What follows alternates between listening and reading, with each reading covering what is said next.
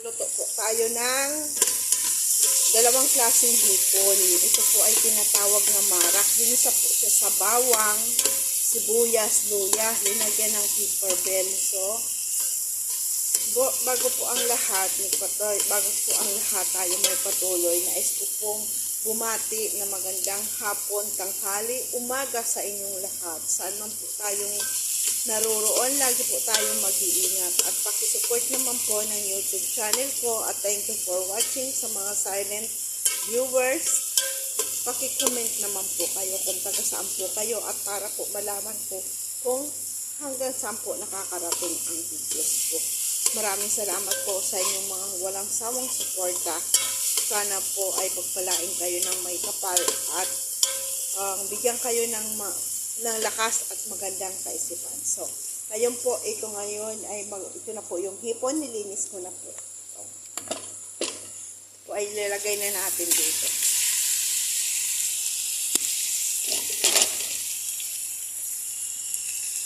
Ayan. Igisa po natin siya. Sinsya na po, hindi po tayo basta nag-i-edit na. Basta po walang tumawag, diretso na po ang ating luto. Ayan. Kung ano po ang nakikita ninyo, dyan yun na po ang direct na luto ko po. Yan po. Yan po. At ilalagay na po natin itong dried lemon.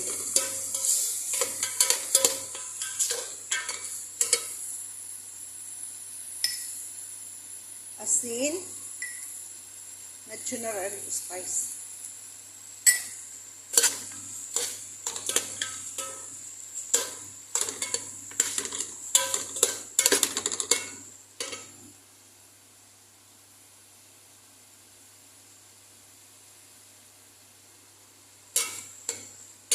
Ito na po ang kanin natin.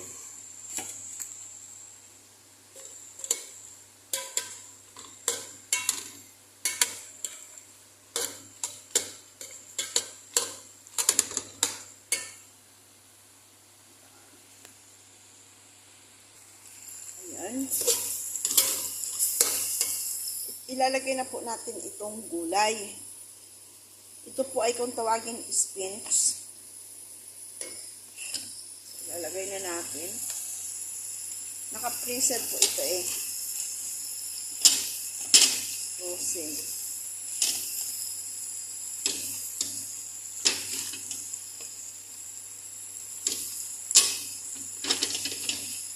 Hamok ko po ayaw naman maraming gulay. Kaya awag po tayo maglalagay na maraming gulay. Ayaw po yung maraming gulay sa ganitong luto. So, mayroon lang po siyang konting gulay, diba?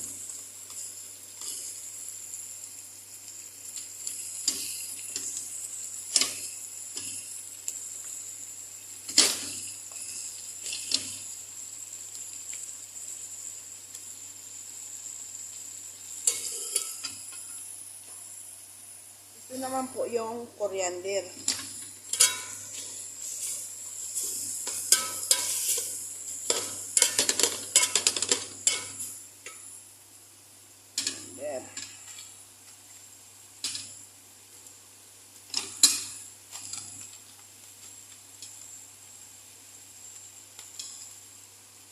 Ay, so ako.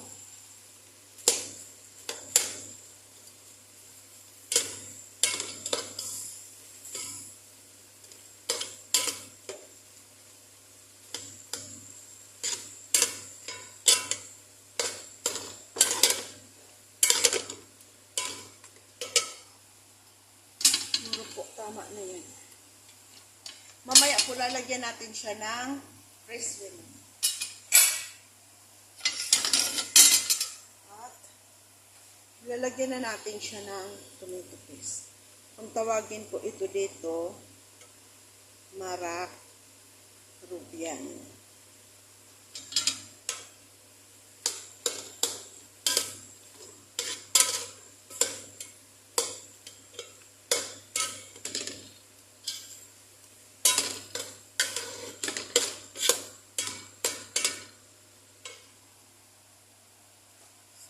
lalagay natin yung nagmixer tayo ng kamatis. Yan po, minixer ko po yan. Lalagay na po natin siya.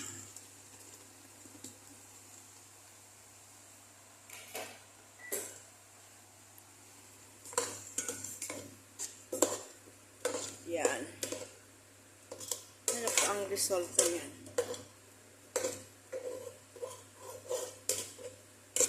So, ngayon, nilagyan na natin siya ng tubig. Hot water na po ito.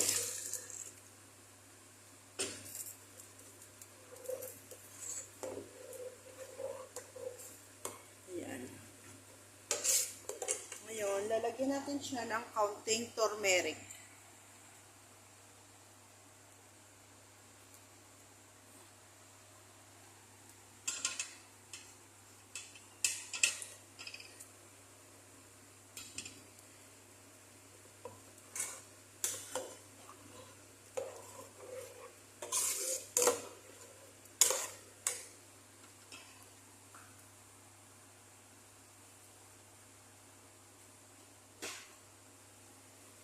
Hayaan po natin siyang kumulo.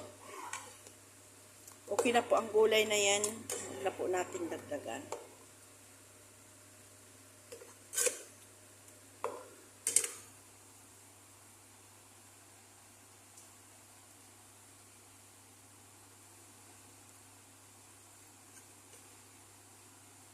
Habang nagpapakulo tayo niyan, handain natin yung tutortahin natin. Ayan. Ito na po siya, oh.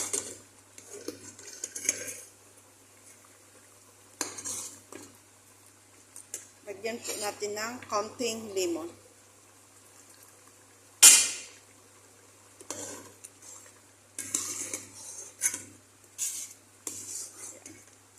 So, ngayon po, timplahin na natin yung ating tutortahin. Para po sabay-sabay na. Ito po, nahanda ko na. Mayroon tayong itlog, harina. So, lalagyan natin to ng asin. Asin. Tayong paminta.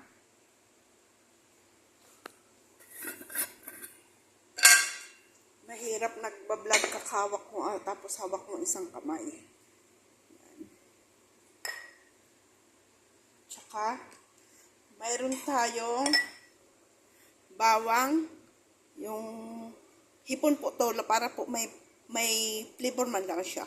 Sibuyas, kamatis. Linagyan ko na lang tong kamatis. So, halo-haloin na natin dito. Tapos po ito, itry po natin magtorta nito. Ito po ay patatas at saka carrots. Ito po ay nakita ko lamang ito sa YouTube, kaya po ginaya ko lang. Dahil tayo gaya-gaya, aprobahan natin. Bismillah, na ano ko po yung amoy ba ng yung pag po kasi ako nakakaano ng amoy ng spice, ayan po kasi bukas at saka paminta at sinak ko ng hatsi.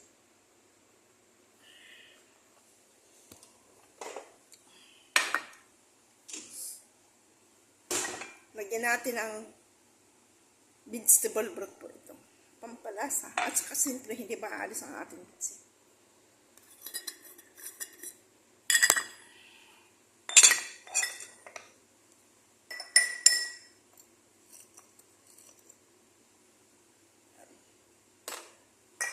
Lagyan din natin ng konting lemon. At siyempre, tubig. Patay tubig. Yan. Lagyan natin ng konting malunggay para po may green. Kasi po wala tayong green onion. So, lagyan na lang natin. Kanya-kanya tayong diskarte sa pagluto, diba? Hika nga ang pagpapasarap ay para sa iyo yan. Lagyan na natin ng tubig. Tansyahin lang natin. Then, mikos-mikos natin.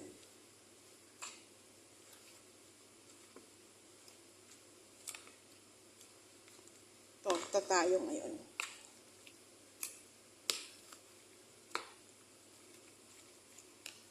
Hindi ko ma-mix maayos. Wait po. Ito na po ang ating na mikos-mikos.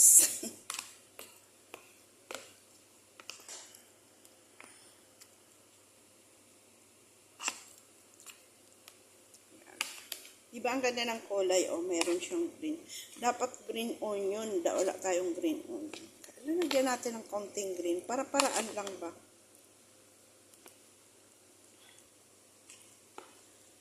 Tingnan natin kung ano ang resulta. Pero mukhang masarap naman to eh.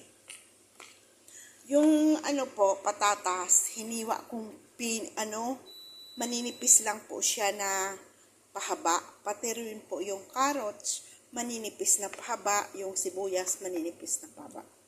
So, ang dinagay natin dito, bawang, sibuyas, asin, paminta, konting lemon, pampalasa. Harina, 2 itlog. Depende na po yan sa lulutuin po ninyo, di ba? Alam naman po ninyo yan kung paano tayo magtorta, ganun lang po ang procedure niya.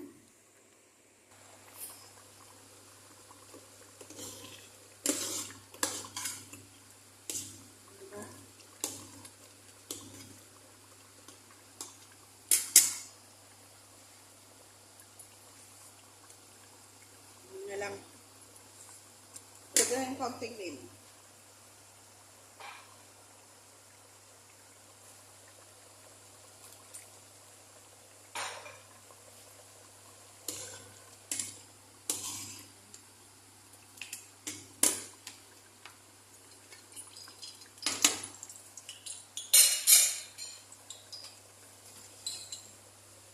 Lagyan natin ulit ng hot water po yan.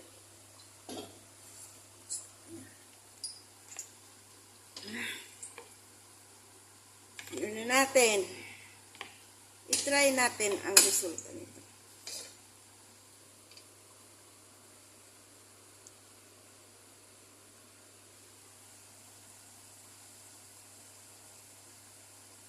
Huwag natin biglain apoy para hindi masunog at maluto ng maayos, no?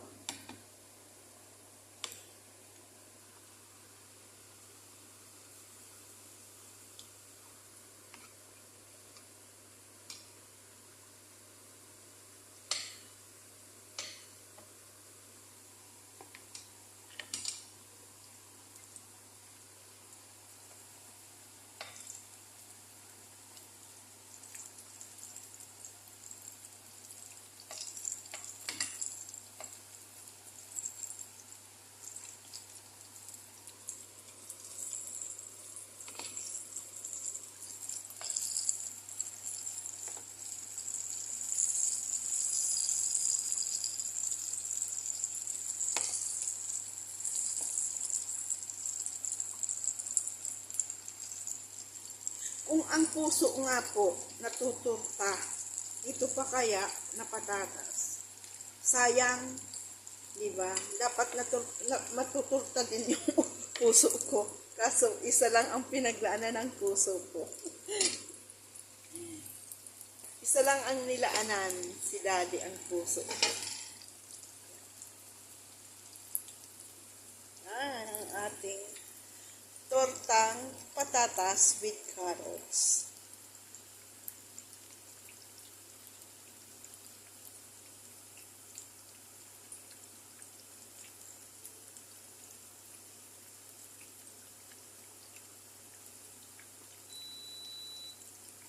Luto lang ang ating, yung nakasalang doon sa kabila, yung meatball.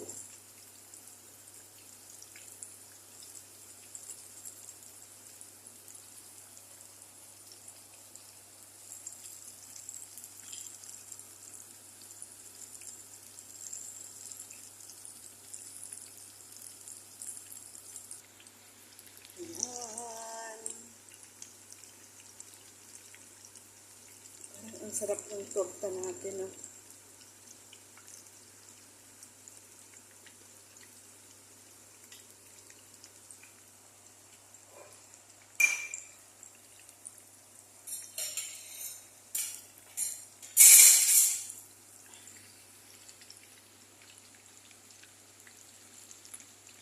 Malapit na rin.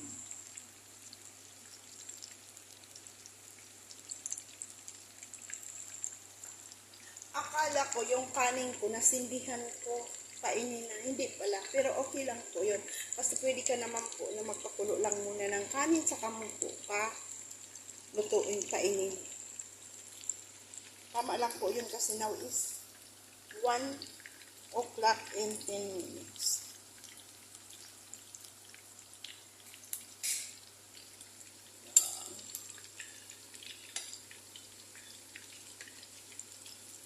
O, diba?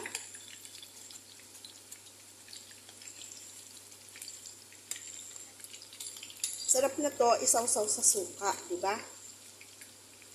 Parang hindi na naman ako nito kakain ng kanin, ito na lang.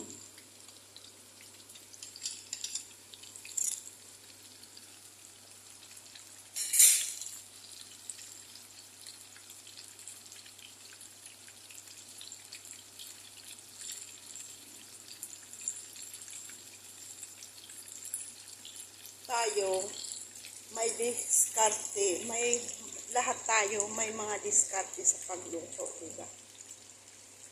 Kailangan natin diskarte lang sa pagluto.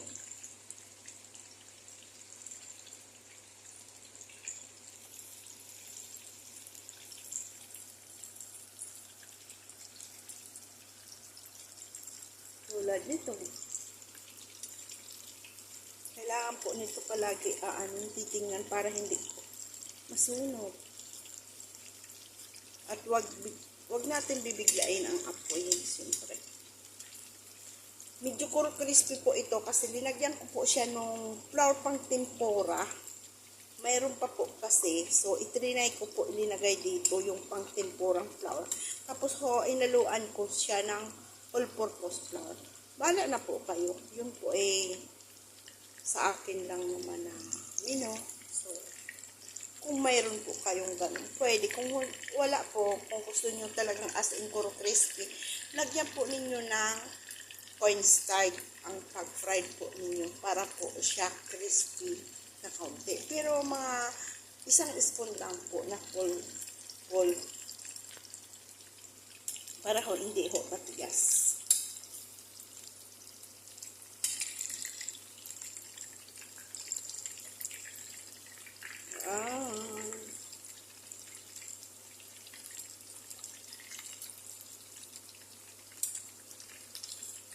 Shout out po sa mga kapatid ko sa Luya at sa mga akas ko. Kumusta po kami yung lahat dyan? Huwag po kayong masyadong mag-alala sa akin dito. I'm always alright.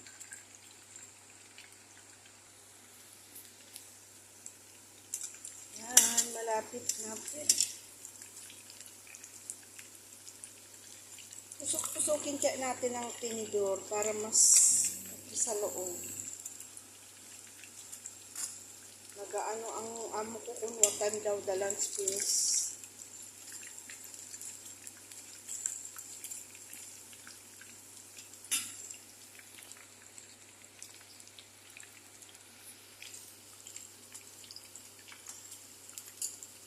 Ma-off na naman itong natin pagluluto. Ang amo ko parang aywan.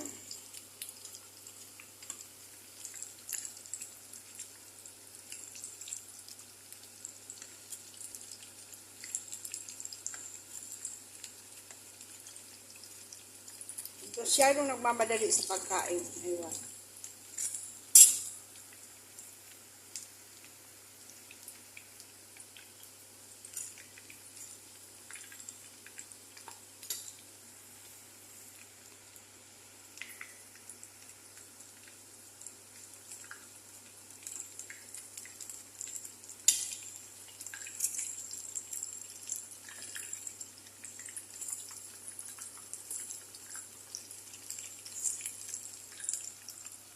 Sagutin nga muna natin yun kasi kaya mapuputol naman tayo.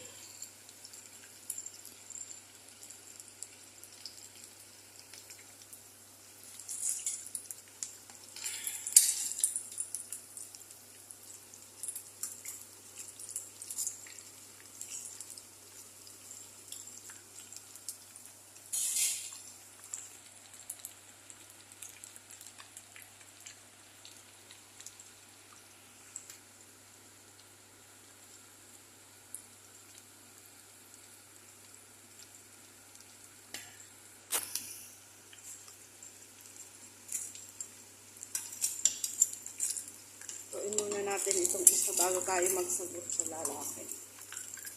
What if man may naluto na tayo?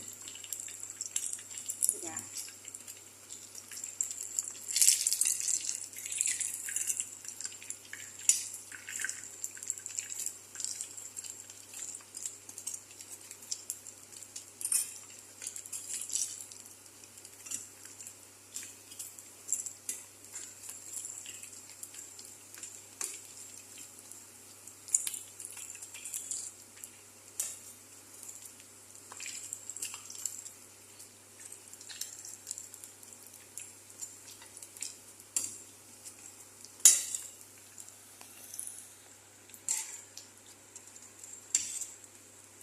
Ako nakikihabulan dito sa lalaki eh. Bata may katok to lagi. Alibasa hindi nagkakausap ng asawa niya, nag-aaway. Pati ang katulong kadamay. Pati sa katulong mainit ulo.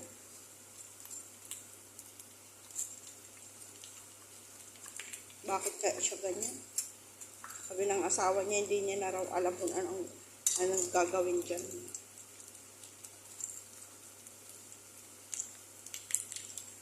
Luto na po.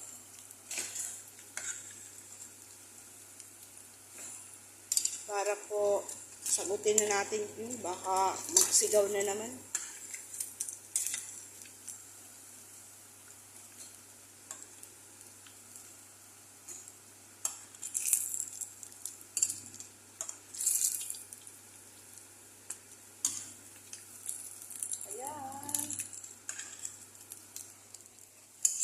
Ayan na po ang ating tortang talong. Ay, tortang carrots at saka patatas malunggay. Linagyan ng flavor na hipon.